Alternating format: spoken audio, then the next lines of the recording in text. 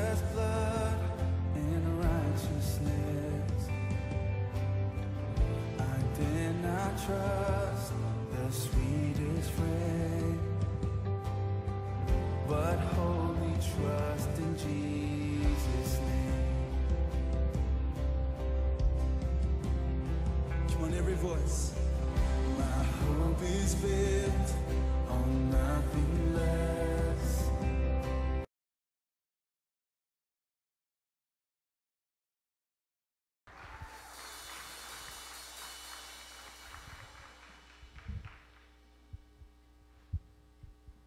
Donnez-moi 30 petites secondes pour me préparer.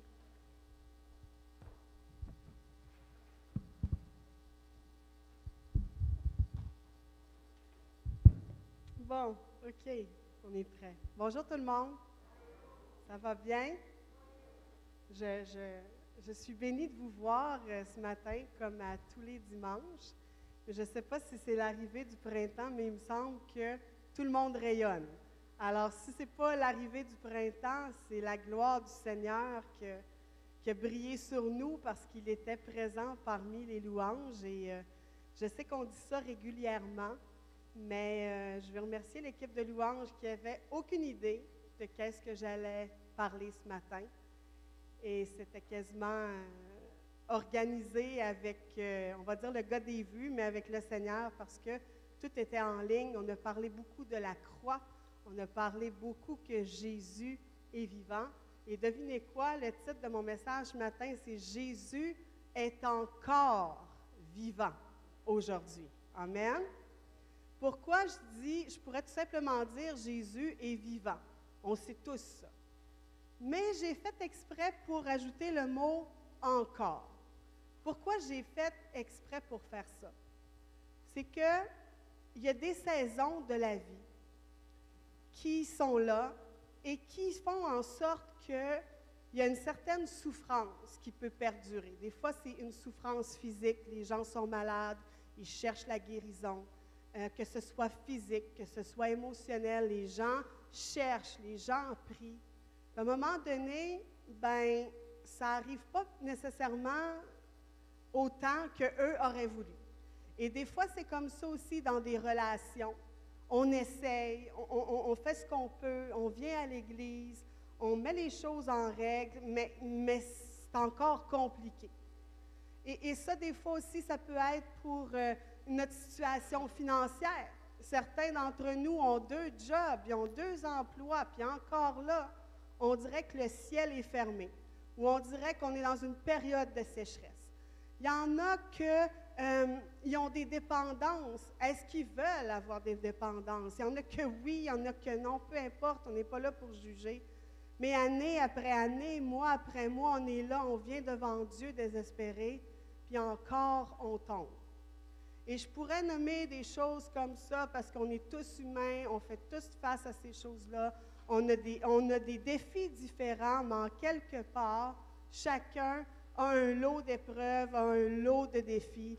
Et on finit par, même si on est croyant, on finit par être un peu déconnecté dans nos cœurs que Jésus est vivant. On le sait dans nos têtes, bien sûr. Si je vous questionne 1 à 1 ce matin, je vous demande est-ce que Jésus est vivant, vous allez tous me dire oui, j'espère. En tout cas, si ce n'est pas le cas, vous allez voir à la fin, vous aurez l'occasion de donner votre cœur à Jésus et lui demander de venir dans votre vie comme Seigneur et Sauveur. Et vous allez voir, il va faire tellement une grande différence que vous allez être capable de dire que Dieu est vivant. Mais, dans la vie du quotidien, des fois, ça semble très, très loin. Alors, on va lire un passage ensemble dans l'Évangile de Jean, le chapitre 11, les versets 25 et 26.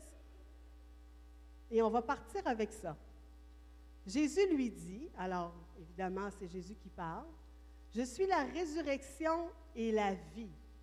Celui qui croit en moi vivra, quand même il serait mort, et quiconque vit et croit en moi ne mourra jamais. » Et la question que Jésus pose, c'est « Crois-tu cela? » Alors moi, je reprends la même question et je nous incorpore en tant que groupe et je nous demande ce matin, croyons-nous cela?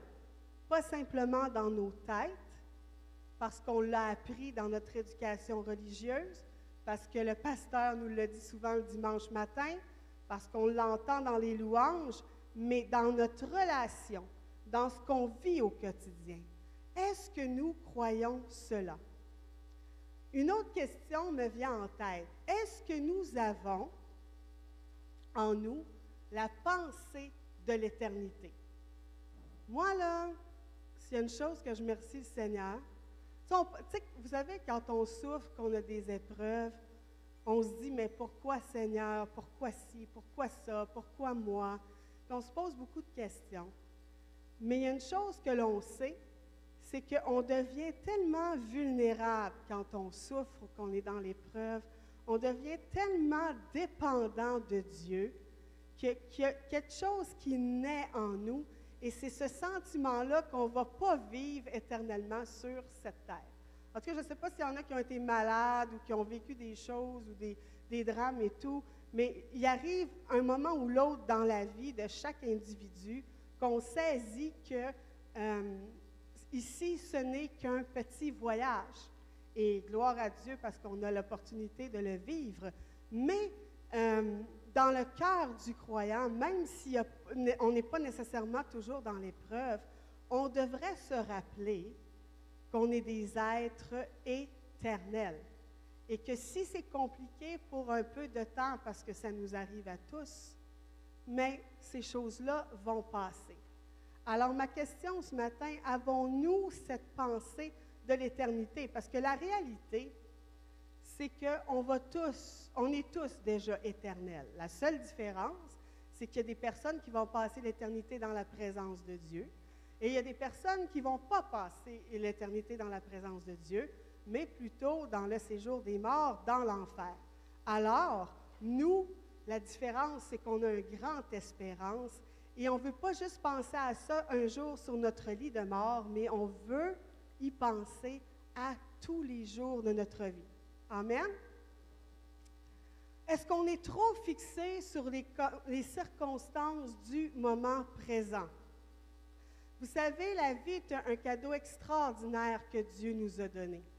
Mais la vie ne devrait pas nous dicter comment elle devrait être vécue. Est-ce que vous saisissez ce que je veux dire? C'est un cadeau, c'est une bénédiction.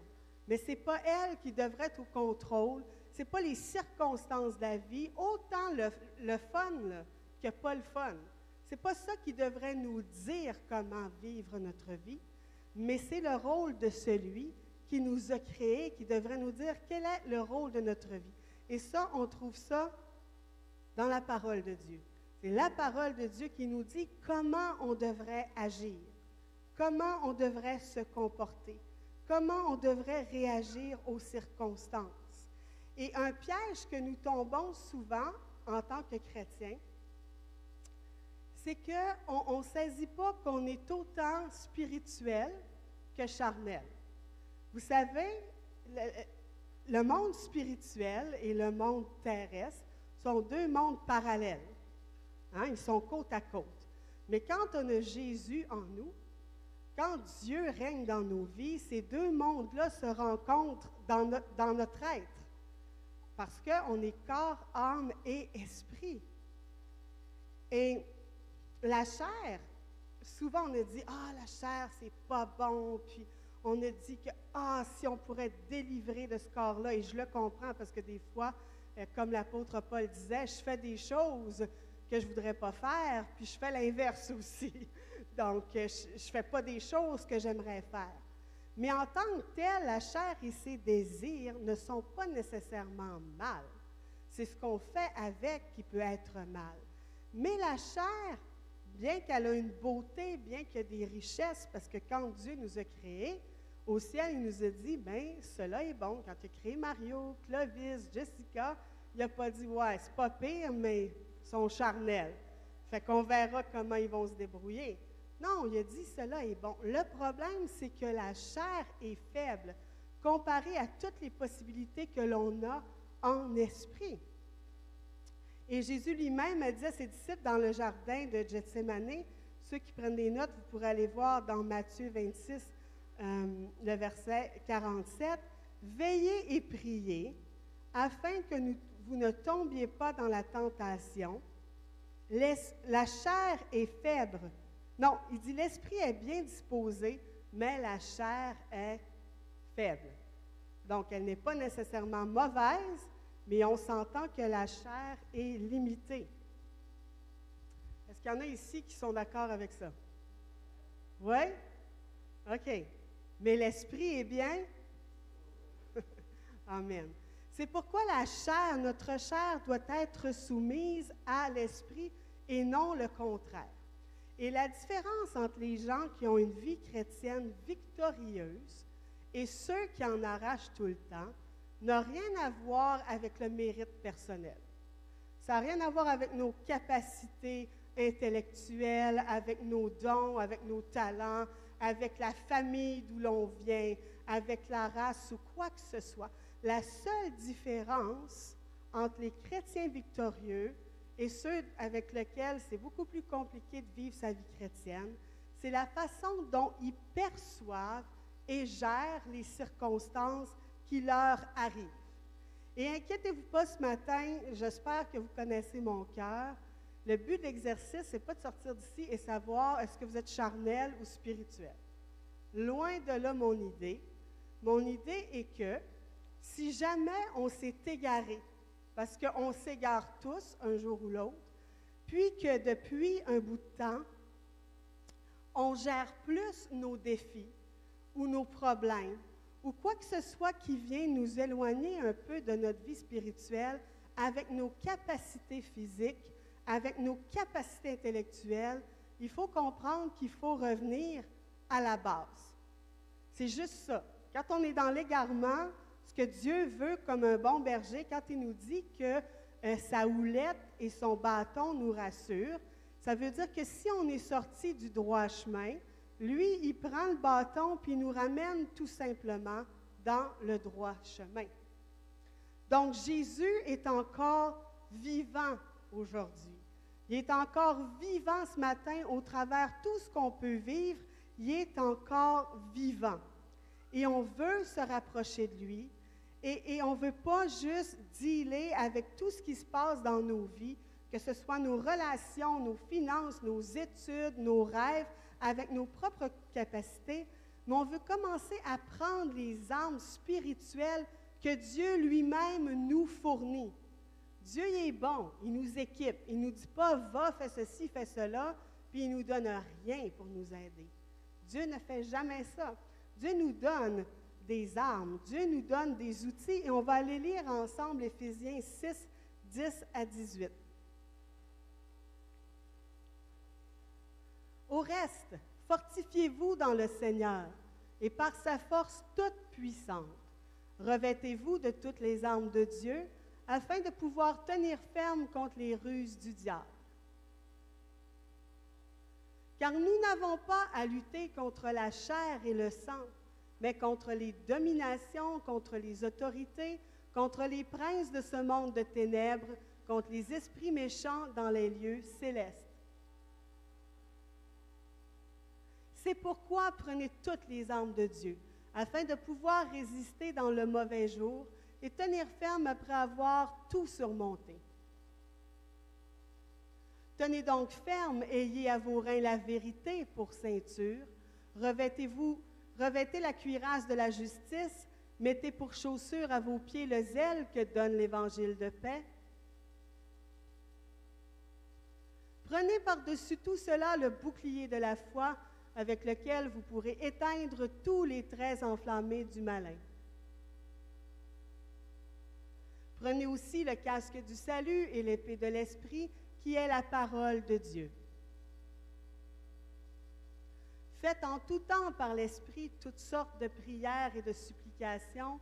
Veillez à cela avec une entière persévérance et priez pour tous les saints. Donc, on voit qu'on n'est pas seul. On voit que Dieu nous équipe.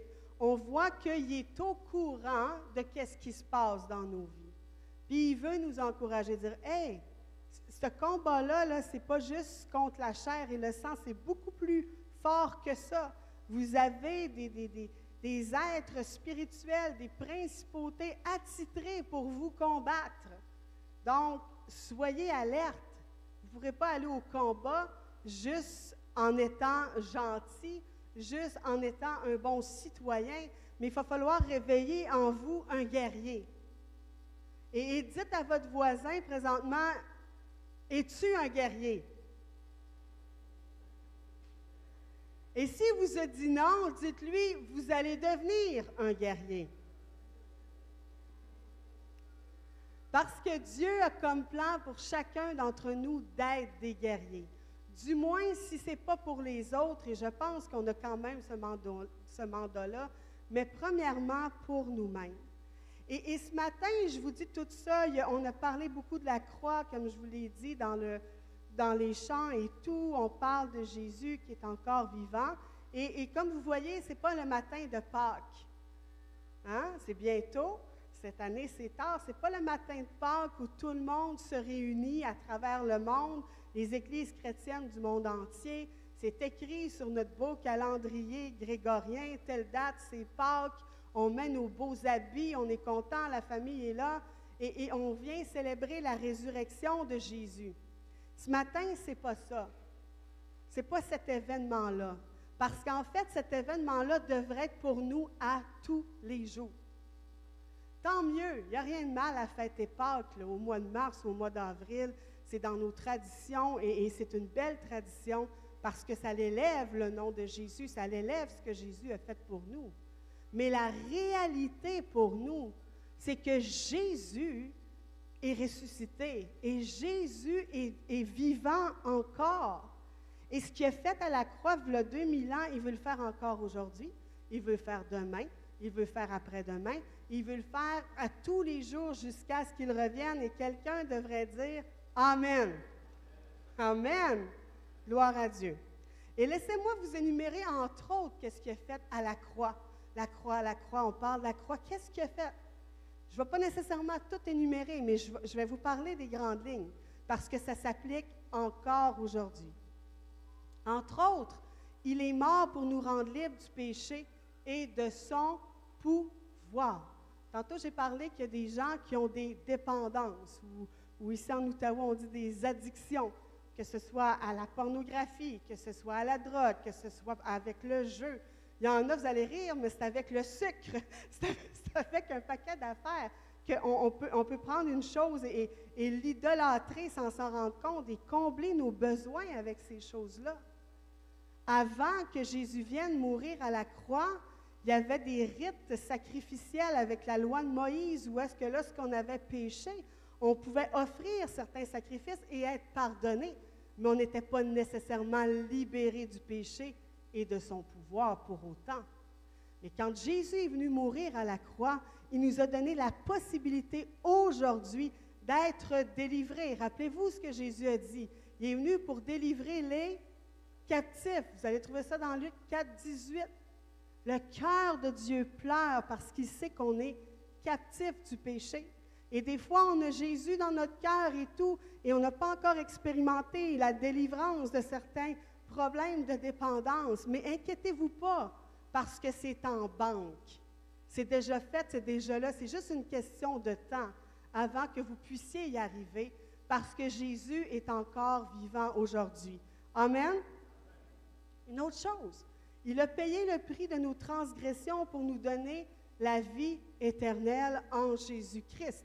Il nous a donné l'opportunité d'aller vivre notre éternité avec lui dans le ciel, avec ses anges, avec les apôtres et tous ceux et tous les saints qui sont morts avant nous. Je l'ai dit tout à l'heure qu'avant, on offrait des sacrifices, mais ce n'était pas assez parce que ces sacrifices-là n'étaient pas parfaits. Mais Jésus, quand il est venu mourir à la croix, c'était l'agneau de Dieu qui était parfait. Jésus était homme, Jésus était Dieu et Jésus n'avait jamais péché. Alors, c'était le seul qui pouvait complètement payer la dette pour nous. Alors, maintenant que cela a été payé, on peut recevoir Dieu dans nos vies et recevoir la vie éternelle. Et si vous l'avez reçu, bénissez le Seigneur parce que votre nom est écrit dans le livre de vie. Et si vous arrive quoi que ce soit aujourd'hui, on vous aime bien gros, mais vous allez aller dans la joie de votre Maître, dans votre Père, et vous allez être beaucoup mieux là-bas. Et si vous n'avez jamais eu l'opportunité de le faire, on va vous la donner. Et si vous êtes sur Internet, sachez que Dieu veut que vous deveniez ses enfants et que si vous lui demandez pardon pour vos péchés et que vous lui demandez de prendre le contrôle de votre vie et que vous êtes prêt à le servir en suivant ses commandements, vous allez devenir enfant de Dieu. Amen.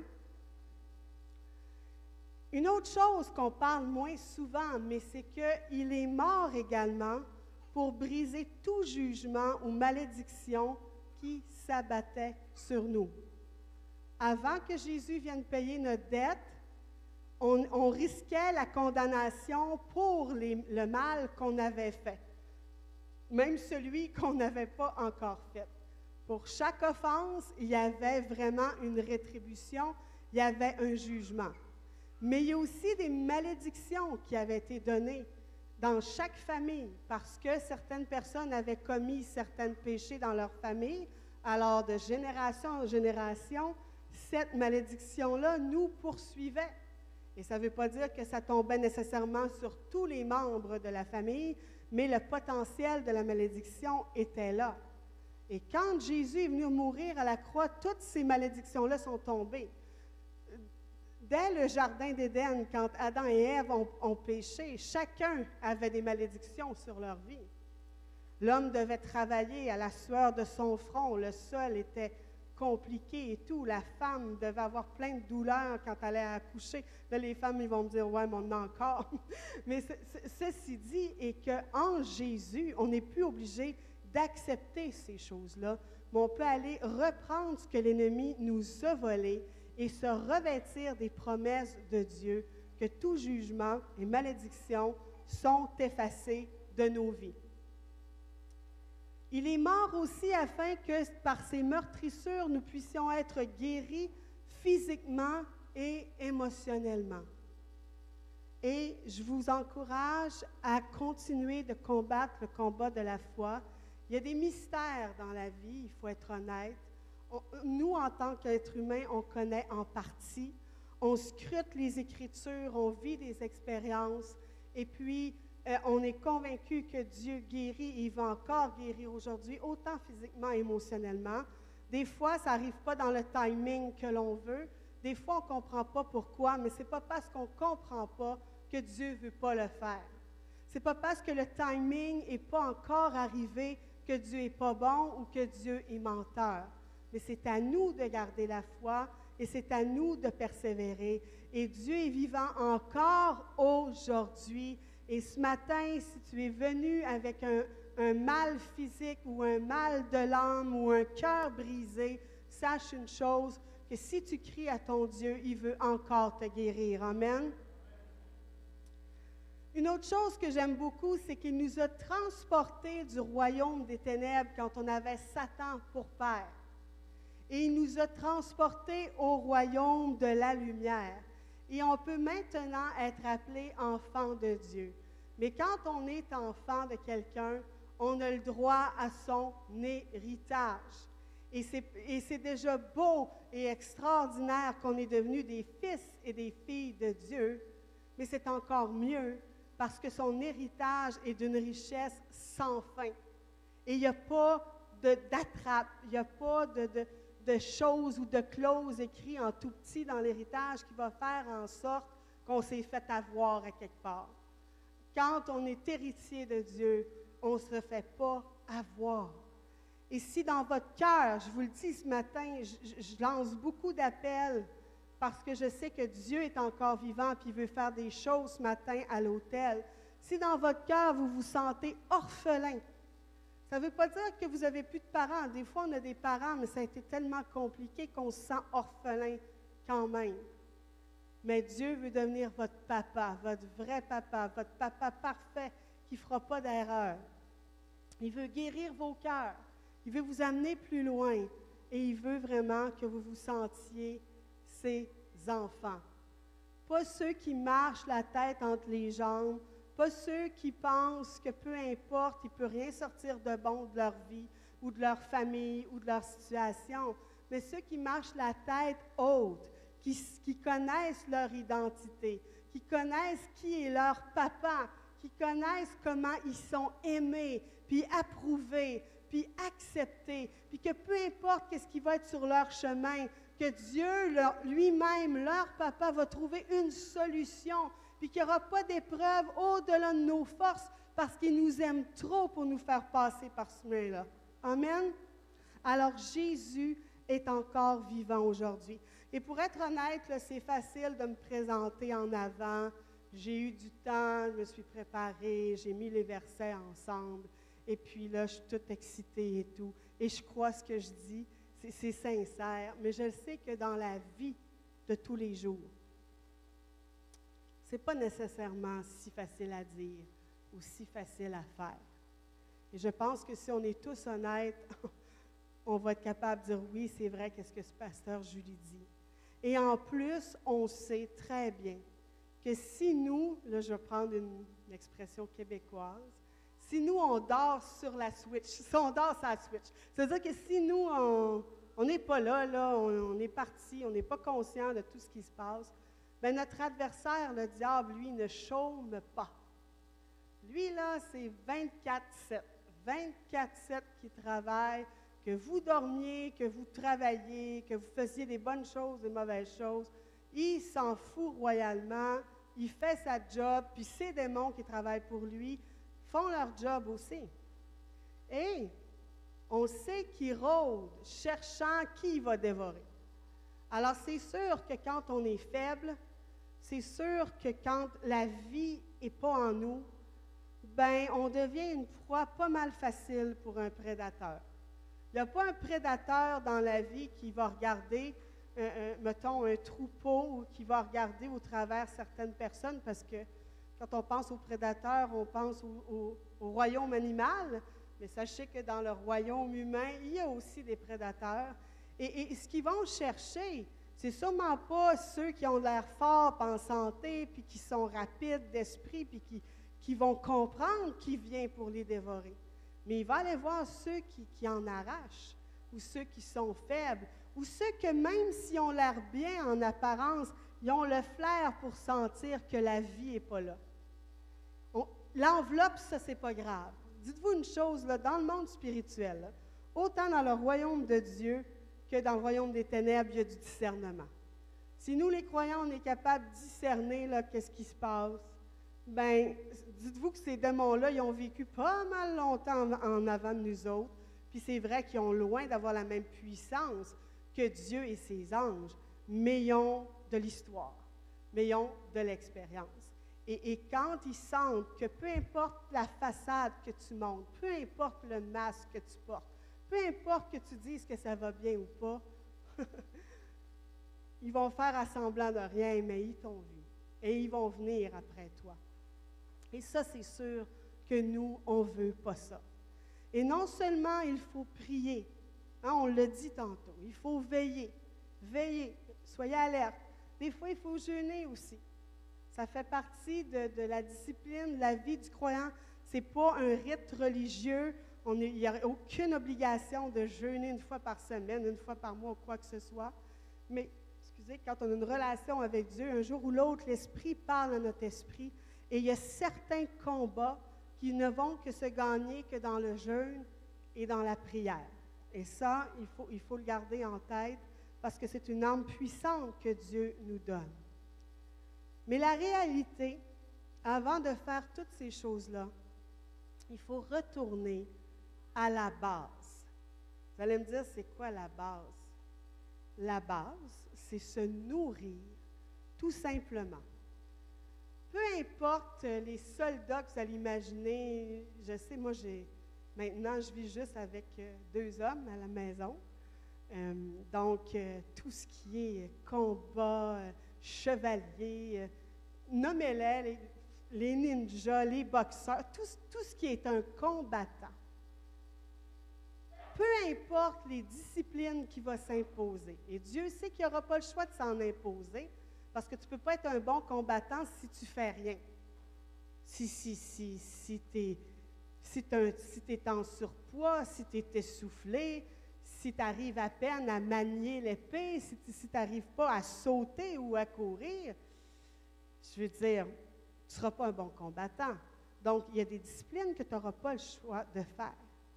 Mais peu importe que tu apprennes à manier l'épée comme un pro ou que tu sois le meilleur dans ta discipline en tant que guerrier ou en tant que soldat, si tu te ne nourris pas, tu ne pourras pas rien faire. Hein? Dans les royaumes anciens, quand on voulait faire du mal à une ville, puis qu'on croyait qu'elle était peut-être plus forte que nous, puis qu'elle avait des grandes forteresses, puis on n'était pas sûr qu'on allait arriver à monter les murailles pour prendre la ville, qu'est-ce qu'on faisait? On faisait un siège. Hein? Ça veut dire que là, on encerclait la forteresse. Nous, on est en position de force, mais ce qu'on sait, c'est qu'eux, dans 1 semaine, 2 semaines, 3 semaines, 1 mois, ils n'ont plus de bouffe, là. Ils n'en ont plus, ils n'ont plus d'eau, ils n'ont plus de bouffe, puis on va prendre le temps que ça prendra, mais un jour, vous allez être affaiblis. Puis c'est qu'on va faire, on va prendre nos échelles, on va envoyer nos guerriers, on va envoyer nos archers, tout le monde va rentrer, puis peu importe aussi fort que vous étiez, on va prendre la ville. Et là, ce que je vous dis ce matin, c'est que toutes ces choses-là que je vous ai dit sont importantes, veiller, prier, les armes spirituelles et tout. Puis il faut vraiment viser à être capable d'utiliser ça. Mais si à la toute base, là, l'affaire la plus facile à faire, la plus normale de faire, on ne le fait pas, essaye de lever une épée, toi, quand ça fait 3 jours que tu n'as pas mangé. Essaye de te défendre ou essaye d'attaquer, ça n'arrivera pas. Et je suis sûre que vous me voyez venir avec mon parallèle. En tant que chrétien, avant de faire toute chose, qu'est-ce qui donne la vie aux chrétiens? Qu'est-ce qui le renforce? C'est particulièrement 2 choses. Si on creusera un peu, il y en a d'autres qui vont se greffer, mais c'est particulièrement 2 choses. Un, c'est la parole de Dieu, ce qui est écrit ici. Et je vais vous donner un verset qui vous donne la preuve très, très bientôt. Ce qui est écrit ici, c'est la vie. Si on ne la prend pas, puis on ne la met pas dans notre esprit, bien, c'est pas magique, on ne vivra pas. Une autre, c'est de passer du temps dans la présence de Dieu, à travers la louange, l'adoration, parce que Dieu siège au milieu des louanges, mais particulièrement avec du temps personnel, cœur à cœur avec lui. Et juste, je vous avais dit, je vous donnerai un verset à épreuve. On va aller lire ensemble Hébreux 4.12. Je suis sûre qu'il y en a ici qui sont allés à l'école biblique ou pas, mais vous connaissez ça par cœur. Alors, ça dit quoi? Car la parole de Dieu est vivante et efficace, plus tranchante qu'une épée quelconque à 2 tranchants. On parlait d'armes tout à l'heure, mais on voit que la première arme, c'est la nourriture spirituelle. Pénétrante jusqu'à partager âme et esprit, jointure et moelle. Elle juge les sentiments et les pensées du cœur. Vous savez, nous, depuis plusieurs années, en tant que pasteur, on offre des soins pastoraux. Et des fois, on fait de la délivrance de l'âme. Des fois, on appelle ça du coaching ou du counseling, où on aide les gens de différentes façons et c'est des outils extraordinaires. Et je pense que jusqu'à un certain point, un jour ou l'autre, on a tous besoin un peu à notre façon. Et c'est bon et c'est bien. Et moi, je compte faire ça jusqu'à la fin de mes jours. Mais pour être honnête avec vous, je me suis rendu compte avec le temps que parce que plusieurs croyants se nourrissaient très peu de la parole, bien, les rencontres étaient beaucoup plus longues. Et ce n'est pas grave, inquiétez-vous pas, si ça vous prend 150 rencontres, on va avoir le cœur pour 150 rencontres. Puis on ne vous jugera pas, puis on va vous aimer, puis on va vous encourager jusqu'à temps qu'on y arrive. Mais ça n'empêche pas qu'il y a une vérité là-dedans. C'est que la parole, là, moi j'appelle ça un fixe. C'est que quand on est tout croche, puis qu'on la lit régulièrement, on ne peut pas s'en sauver sans trouver des remèdes ou sans trouver des outils. Et là, quand on les trouve, l'Esprit de Dieu parle à notre esprit et on les met en pratique. Et c'est ce qui fait que il y a des choses qui vont débloquer plus vite. Il y a des choses qui vont se guérir plus rapidement. Je vais juste vous donner un exemple. Quand on a été blessé, vraiment blessé par des gens et tout, ou qu'on a été traumatisé par la colère de quelqu'un, ou qu'on a subi de l'abus, et qu'on a du ressentiment en dedans de nous. Quand on lit notre parole régulièrement, on se rend compte que Dieu parle de pardon partout. On se rend compte qu'il nous dit de ne pas se coucher, de ne pas laisser le soleil se coucher sur notre colère. Et là, ça va comme ça, puis ça va comme ça. Et si on craint Dieu le moindrement, et j'ose croire que c'est notre cas ce matin, et qu'on l'aime et qu'on veut lui plaire, comment on peut aller se coucher sur notre colère? Ça ne veut pas dire que tout va être réglé. Ça ne veut pas dire que demain matin, le sentiment ne reviendra pas, puis qu'il n'y aura pas un processus. Mais ça veut dire que dès que je le peux, j'aligne mon cœur avec celui de Dieu. J'aligne mon cœur avec sa volonté. Au lieu de nourrir ma chair, je vais nourrir mon esprit. Et on sait que mon esprit est plus fort que la chair. Et il y a un exemple que j'avais reçu il y a longtemps quand j'étais à Nouvelle Vie, ça fait de nombreuses années, où pasteur Claude parlait que si tu as 2 chiens, ils sont tout petits, ils grandissent, mais que tu en nourris un plus que l'autre, donc un peut s'appeler la chair et l'autre ça peut s'appeler l'esprit. Mais même s'ils ont la même capacité dès le départ, c'est celui que tu vas avoir nourri qui va prendre le dessus. Alors c'est la même chose avec nous. C'est la même chose avec nous. Ça va jusqu'ici? Dieu est encore vivant ce matin. Alors nous, ce qu'on veut, c'est que la parole soit efficace dans nos vies, qu'elle puisse venir dealer avec des choses en nous. Et si c'est trop difficile ou si on ne comprend pas, oui, on va chercher de l'aide, oui, on demande la prière. Toutes ces choses-là, c'est un petit peu comme quand on s'entraîne, on va au gym, mais il faut bien s'alimenter, il faut prendre des suppléments vitaminiques. Tout ça est autour. Mais la grosse affaire, c'est la nourriture qu'on va prendre. Et si on néglige ça, puis je ne vous chicane pas ce matin, c'est juste un principe tout à fait normal. Si on néglige ça, si on est boulimique, si on est anorexique ou peu importe spirituellement, on va en arracher. Donc, il faut juste renouveler notre intelligence et repartir ce matin avec le principe, c'est que le plus souvent que je peux, je ne vous prescris même pas là, 1 heure par jour, 20 minutes par jour. Non, non, non, non. Le plus souvent que vous pouvez, nourrissez-vous bien. L'autre exemple que j'aimerais vous donner, c'est par rapport à la présence de Dieu. David, le roi David,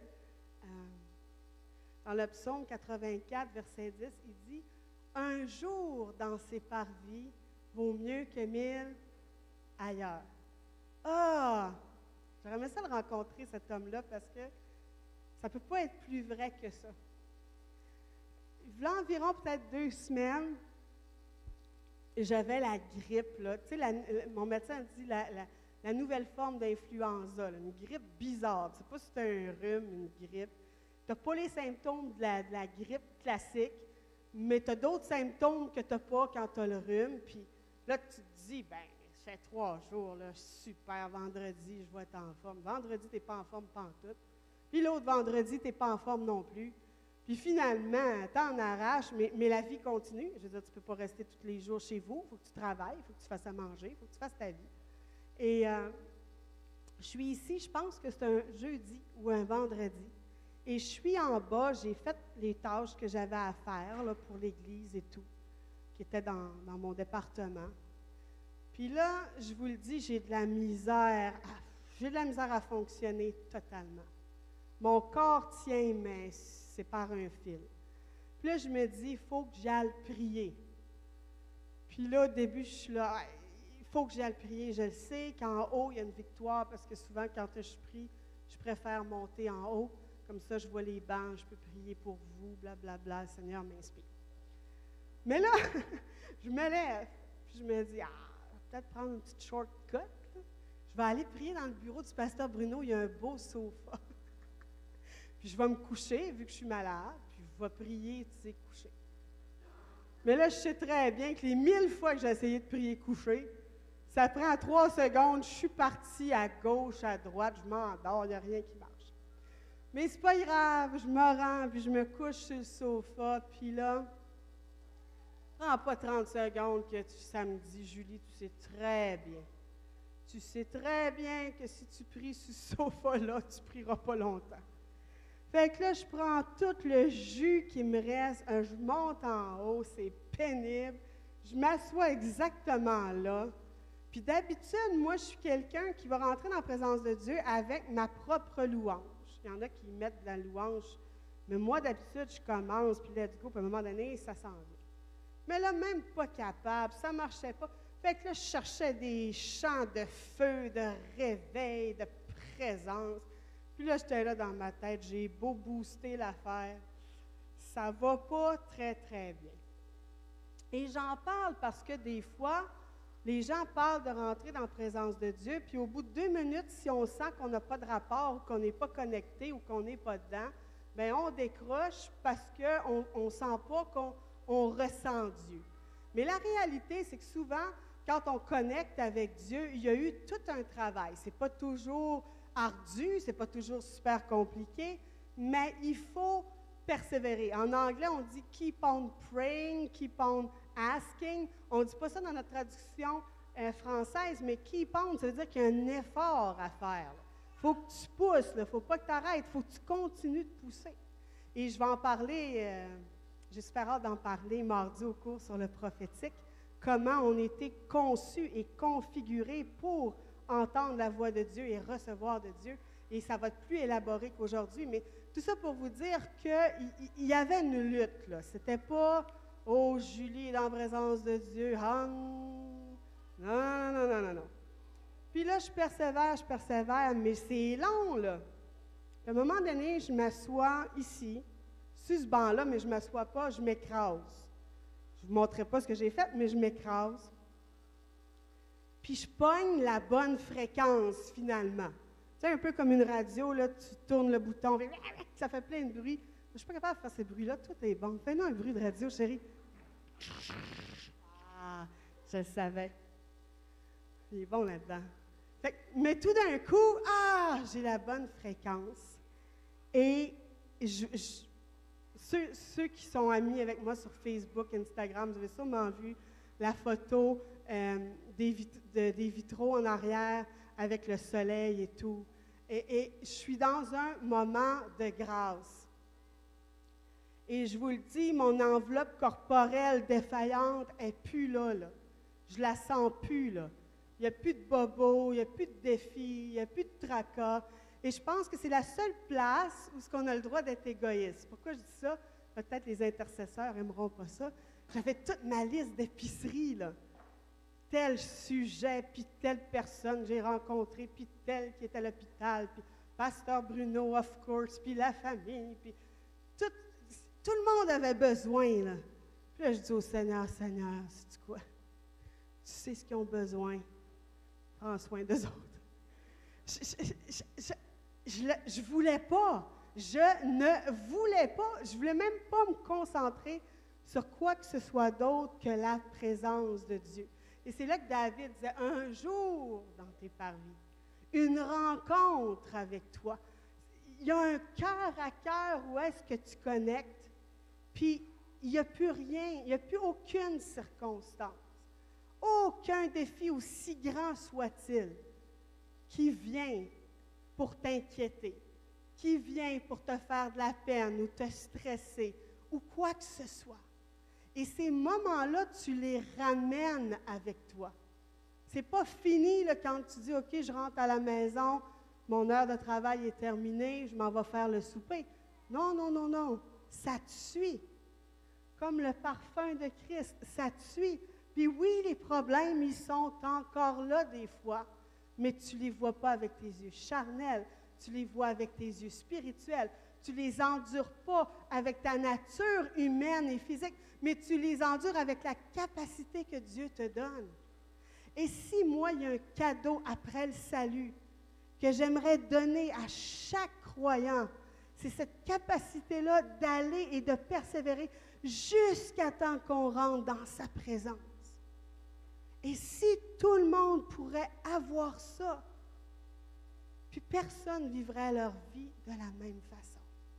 Mais c'est quand même accessible à tout le monde. On a tous, le buffet est là. C'est gratuit, c'est à nous d'aller et de chercher.